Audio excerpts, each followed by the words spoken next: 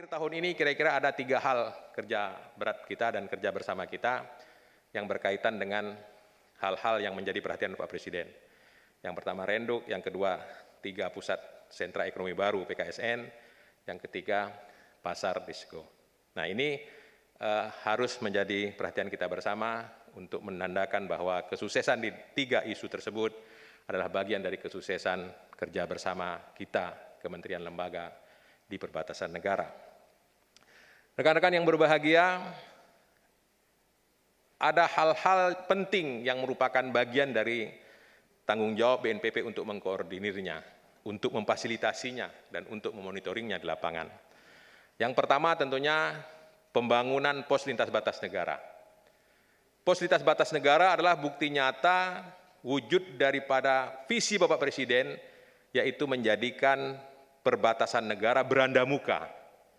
Maka hari ini 7 pos lintas batas negara, 3 di Kalimantan, yaitu Aruk, Entikong, dan Badau, 3 di Nusa Tenggara Timur, yaitu Mota Ain, Wini, dan Mota Masin, dan 1 di Papua, yaitu Disko. Bapak Presiden meminta agar pelayanan lalu lintas orang dan barang di 7 PLBN itu standarnya harus sama dengan pelayanan lalu lintas orang dan barang di tempat-tempat yang telah ditetapkan oleh negara, misalnya di Bandara Soekarno-Hatta dan bandara-bandara lainnya. Nah, karena itu petugas-petugas imigrasi kita, Bea Cukai maupun karantin di 7 pos lintas batas negara itu memberikan pelayanan yang sama kepada rakyat kita yang melintas ke negara tetangga. Salah satu wujud daripada perbatasan negara sebagai beranda muka Republik Indonesia. Di dalam RPJM Bapak Presiden, sampai dengan tahun 2024, kita merancang akan memiliki 24 pos lintas batas negara, seperti yang 7 yang sudah jalan ini. Nah, sebagai perkembangan, seluruh pembangunannya menjadi tanggung jawab Kementerian PUPR. Dari 11 pos lintas batas negara yang masuk dalam Inpres 1 2019, 1 diantaranya sudah siap untuk beroperasi, yaitu di Sota, Merauke. 10 lagi sedang dibangun. Jadi diperkirakan pada tahun 2021 nanti PUPR akan menyerahkan yang 10 lagi ke BNPP. Diperkirakan awal 2022 BNPP akan mengelola 18 pos lintas batas negara. Nah, tahun 2023 dan 2024 kita akan menambah lagi 8 PLBN dalam skenario di RPJM Bapak Presiden. Karena itu diperkirakan di akhir masa jabatan kedua Bapak Presiden Jokowi, Bapak Presiden akan mempersembahkan 24 pos lintas batas negara di seluruh Republik Indonesia ini, termasuk diantaranya laut, misalnya PLBN Sebatik atau Sungai Panjang maupun PLBN Serasan di Kepulauan Riau. Itu menyangkut pos lintas batas negara. Kemudian yang kedua adalah pusat kegiatan strategis nasional. Di dalam RPJM Bapak Presiden sudah menetapkan bahwa 18 pusat kegiatan strategis nasional ditetapkan sampai dengan tahun 2024. Dari 18 PKSN ini, 6 diantaranya masuk dalam mayor proyek Bapak Presiden. Jadi, Bapak Presiden mempunyai 41 mayor proyek dalam RPJM 2020-2024. Dalam 41 mayor proyek itu, 1 di antara mayor proyeknya adalah membangun 6 pusat kegiatan strategis nasional di perbatasan negara, yaitu di Paluh Aruk, yang kedua di Atambua, yang ketiga PKSN Jayapura, yang keempat PKSN Merauke, yang kelima PKSN Nunukan, dan yang keenam PKSN Kefamenanu. Di dalam rencana induk BNPP, ke-18 PKSN ini kita jabarkan sampai dengan tahun 2024 pelaksanaannya. Maka tahun ini, akhir tahun ini adalah pematangan dan penyelesaian Inpres tentang 3 PKSN yang tadi sudah saya jelaskan.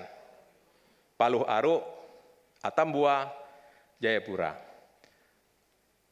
Bapak Menteri Dalam Negeri selaku Kepala BNPP telah memerintahkan kami untuk mulai melakukan pemetaan atas PKSN yang lain yang menjadi mayor proyek Bapak Presiden, yaitu Nunukan, Kefamenanu, dan Merauke. Ya. Sorry, apa? Satu lagi. Merauke, betul ya, Merauke. Keva Mananu dan Nunukan. Maka BNPB akan mengajak kawan-kawan kementerian lembaga di awal tahun 2021 nanti meneruskan perencanaan 3 PKSN ini. Jadi PKSN Bapak Presiden kan ada 6 masuk mayor proyek. Yang 3 sudah beres, kita tinggal menunggu impresnya. Yang 3 lagi kita matangkan perencanaannya di tahun 2021, baru kita siapkan impresnya di akhir 2021, baru akan dilaksanakan di tahun 2022 dan 2023. Sedangkan 12 PKSN lainnya akan kita teruskan di tahun berikutnya, yaitu 2022, 2023, dan 2024 dengan skema yang telah dirancang oleh BNPB masuk dalam rencana induk. Ini yang menyangkut dengan pusat kegiatan strategis nasional. Bapak Presiden menginginkan bahwa di daerah-daerah perbatasan yang sekarang infrastruktur membuka keterpencilan telah dibangun. Infrastruktur pelayanan dasar sudah dibangun. Infrastruktur pemerintahannya sudah terbangun. Kemudian membangun ekonominya. Dan Pak Presiden inginkan 18 PKSN ini sampai tahun 2024 menjadi sentra baru ekonomi. Dan 3 diantaranya akan dimulai setelah impres ditantangani Pak Presiden tahun ini. Mudah-mudahan amin insya Allah. Nah, inilah keinginan Pak Presiden bahwa pos lintas batas negara bukan hanya untuk dijadikan tempat mengelola lalu lintas orang dan barang, tapi lebih jauh dari itu, Bapak Presiden Jokowi menginginkan pos lintas batas negara menjadi sentra ekonomi baru yang bisa mendatangkan kesejahteraan bagi rakyat di perbatasan tersebut, dan juga bisa mendatangkan kesejahteraan bagi masyarakat lain yang mungkin memperdagangkan barang-barang yang dikirim ke luar negeri. Contohnya misalnya hasil pemetaan kita di perbatasan Timur Leste. Hari ini dalam kondisi pandemi COVID, setiap hari Rabu lebih 100 truk besar setingkat kontainer melintas di 3 PLBN kita ke Timur Leste. Itu tandanya bahwa geliat ekonomi di perbatasan negara seperti yang diinginkan oleh Pak Presiden hari ini benar-benar terjadi. Karena dalam kondisi COVID saja ekspor barang kita luar biasa. Tentunya nanti apabila kondisi lebih normal, ini akan menjadi lebih baik. Maka Pak Presiden memerintahkan, Bapak Menteri Dalam Negeri memerintahkan lakukan market intelligence. 1.300.000 orang penduduk Timur Leste membutuhkan apa saja. Bapak Presiden dan Bapak Menteri Dalam Negeri memerintahkan 700 rakyat di perbatasan Timur Leste yang ada di wilayah kita, baik itu di Kabupaten Malaka, Kabupaten Belu, maupun Kabupaten Timur Tengah Utara, membutuhkan apa saja. Lalu dari kebutuhan-kebutuhan produk-produk tadi, mana yang bisa dikembangkan di Nusa Tenggara Timur, dan mana yang memang tidak bisa dikembangkan di Nusa Tenggara Timur, tapi harus didatangkan dari Indonesia yang lain, silakan. Seperti itu. Maka hari ini untuk Nusa Tenggara Timur, khususnya di perbatasan Mota Ain, kita telah menginventarisir sejumlah komoditas yang akan menjadi perhatian negara atau pemerintah pusat melalui kementerian lembaga, yaitu pertama, mebel.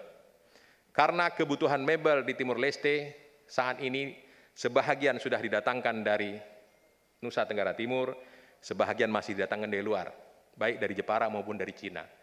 Bapak Presiden minta, kenapa ini tidak direbut pasarnya? Oleh karena itu, Kementerian UMKM kita harapkan mendukung program Pak Presiden di sana dengan mengembangkan industri kecil menengah dan lain sebagainya. Karena potensi kayu jati sesungguhnya sangat luar biasa ketersediaannya di sana. Satu. Yang kedua, peternakan. Potensi peternakan sapi, ayam luar biasa di NTT. Lalu 1.300.000 orang, tambah 700 orang di perbatasan, jumlahnya 2 juta. Tingkat konsumsi daging di Indonesia 2,7 kg per orang per tahun. Ada 52 juta kilogram daging dibutuhkan di daerah itu. Lalu kenapa harus didatangkan daging dari negara lain atau tempat lain? Padahal NTT adalah potensi sekali untuk peternakan sapi. Kita minta kawan-kawan dari pertanian melanjutkan pembangunan Sonis Laloran misalnya dan seterusnya untuk pengembangan sapi. Baik untuk kebutuhan ekspor di Timur Leste maupun untuk kebutuhan kabupaten-kabupaten kita di perbatasan. Bukan hanya itu, peluang ekspor ke negara lain melalui Timur Leste juga adalah peluang yang patut kita pikirkan saat ini. Karena Indonesia sudah tidak lagi negara berkembang, sudah naik, kita tidak diproteksi dalam perdagangan dengan luar negeri. Tapi Timur Leste masih diproteksi apabila melakukan perdagangan dengan Cina dan yang lain. Masih agak rendah standarnya. Ini peluang-peluang ekspor dari Timur Leste, sedangkan barang-barang mereka tidak cukup banyak, maka bisa dikerjasamakan dengan kita. Hal-hal seperti inilah menjadi hal yang perlu kita lanjutkan untuk tahun-tahun berikutnya. Termasuk penyelesaian isu perdagangannya. Nah, ini kawan-kawan dari Kementerian Perdagangan luar negeri dan lain sebagainya, dan begitu juga Kementerian Luar Negeri, Bapak Dubes Sahat di sana, terus berjuang. Karena komoditas yang bisa dibawa ke luar negeri itu, yang pertama adalah komoditas yang sudah disepakati untuk diperdagangkan. Nah, misalnya sekarang, kalau dulu bibit ayam hanya boleh diperdagangkan, kalau sekarang daging ayam sudah boleh, daging sapi belum. Berarti perlu kerja keras kementerian terkait untuk bernegosiasi agar komoditas yang potensinya banyak di kita diizinkan diperdagangkan di sana. Nah, jadi itu jadi potensi. Jadi yang pertama adalah komoditas yang sudah sepakat bisa diperdagangkan. Yang kedua adalah komoditas yang sedang diperjuangkan untuk dapat diperdagangkan. Dan yang ketiga adalah komoditas yang punya potensi besar untuk terus diperjuangkan agar di masa depan bisa diperdagangkan. Nah, kira-kira seperti itu. Ini contoh daripada Pusat Kegiatan Strategis Nasional. Begitu pula kita memetakan yang di Aruk misalnya, ya kan? Sajingan Besar dan Kecamatan Aruk. Di Kecamatan Aruk itu ada namanya Desa Temajuk. Desa Temajuk itu perbatasan dengan Malaysia, namanya Teluk Melano. Setiap hari Sabtu dan Minggu, Pak staf ahli, Pak Dadang, 2.000-an orang datang ke Temajuk. Kenapa? Karena posisi geografis Pulau Kalimantan, di ujung sebelah kiri, Pak Hamidin hafal banget karena beliau pernah Kapolsek di daerah sana di awal dulu. Malaysia tidak bisa melihat sunsetnya karena wilayahnya melengkung gitu Pak Robert ya, di Tanjung Datu itu. Malaysia kalau mau melihat sunset harus masuk ke wilayah Indonesia. Itulah mereka berbondong-bondong di Sabtu Minggu nyebrang ke Teluk Melano. Nah, nyebrang ke Teluk Melano, nginap di sana untuk menikmati sunsetnya. Karena kalau di Malaysia terlindung dia tikungan itu. Ini adalah potensi pariwisata yang luar biasa. Saya kemarin Pak Dadang membawa beberapa kawan-kawan dari Fakultas Vokasi Destinasi Wisata UGM, membawa juga profesor dari Kehutanan UGM, dan juga Perikanan Universitas Diponegoro, dan kawan-kawan dari Untan untuk belajar di sana, untuk memberikan kajian kepada Kabupaten Sambas. Nah, ke depan kita inginkan nanti pariwisata di Temajuk itu yang hari ini 2.000-an orang datang per minggu, itu harus dikembangkan berbasis homestay. Kenapa harus homestay? Karena kalau misalnya Amaris pun masuk ke sana, homestay tak laku nanti. Amaris bisa jual kamar di bawah 500, kalau homestay kan 300-400. Jadi mungkin nanti swasta investasinya adalah kamar yang harganya 1 juta ke atas, sedangkan yang menengah ke bawah bisa masuk ke homestay. Karena hari ini lebih kurang 40-an kamar-kamar rumah masyarakat itu sudah jadi homestay, tinggal dikembangkan. Tapi memang standarnya harus ditingkatkan. Saya sudah sampaikan kepada Sekda Kabupaten Sambas, Dinas Pariwisatanya harus segera mendidik rakyatnya seperti misalnya di Pangandaran lah. 2 kamar itu betul-betul standar boleh seperti hotel bintang 1 atau penginapan yang layak. Sehingga dia boleh jual harga 300-400, uangnya bisa masuk ke masyarakat. Kami sudah memasukkan dalam rancangan impresnya termasuk jalan yang kemarin Pak Robert kunjungi terakhir. Itu kan kalau dari Teluk Melano, naik, belok kanan ke pantai yang ujung, belok kiri ke pantai yang rumah-rumahnya terbalik itu. Nah, itu total jalannya 2,7 kilo. Kita sudah sepakat sebahagian PU, sebahagian Kementerian PDT. Kemarin Pak Kepala BPUI sudah mengatakan diserahkan ke PU semua pun tak apa-apa. Tapi kawan-kawan di PDT juga, Pak Menteri PDT sudah sampai sana. Pokoknya jalan itu harus bisa kita selesaikan 2,7 kilo dan masuk dalam impres. Karena apa? Karena hari ini turis Malaysia yang datang, mobilnya ditinggal di Teluk Melano, dia nyebrang, kemudian dia masih menggunakan transportasi sederhana tempat kita, yaitu kendaraan roda 2.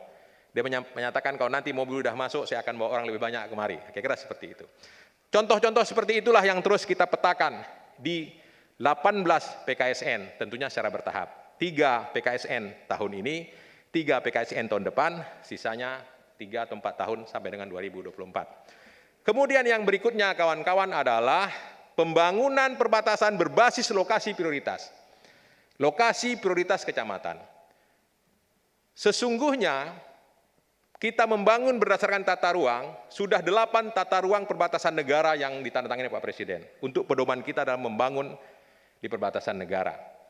Nah, tinggal satu lagi tata ruang yang sedang mungkin tahun 2021 ini ATR BPN akan menyelesaikannya, yaitu tata ruang laut lepas. Mulai dari Aceh, seluruh Sumatera yang berbatasan dengan Samudra Hindia, sampai ke NTB. Sedangkan yang lainnya mulai dari Aceh di atas, Riau, Kepri, Kalimantan seluruhnya, naik ke Sulawesi, naik turun ke Maluku, Papua Barat, sampai ke Maluku dan NTT, tata ruangnya sudah selesai semua. Ada 1031 kecamatan berbatasan negara. Kalau rencana tata ruang laut lepasnya selesai, kalau sekarang masih 500 lebih.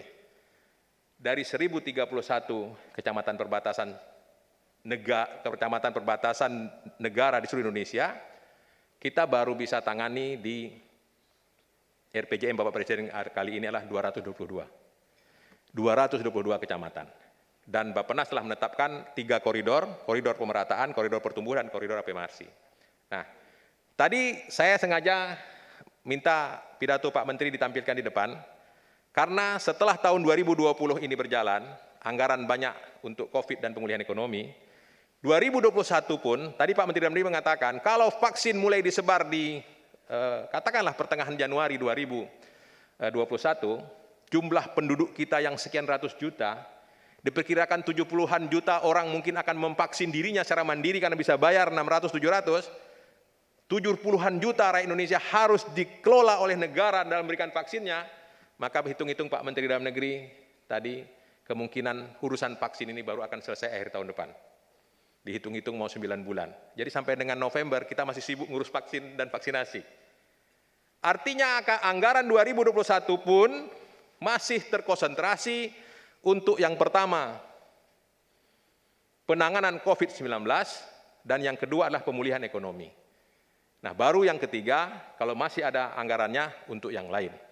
Nah, oleh karena itu ada kemungkinan fokus kita akan sedikit berkurang karena anggaran yang berkurang. Karena itulah dalam pidato Pak Menteri tadi mengatakan, patut kita diskusikan dengan Bappenas untuk replanning, kata Pak Menteri.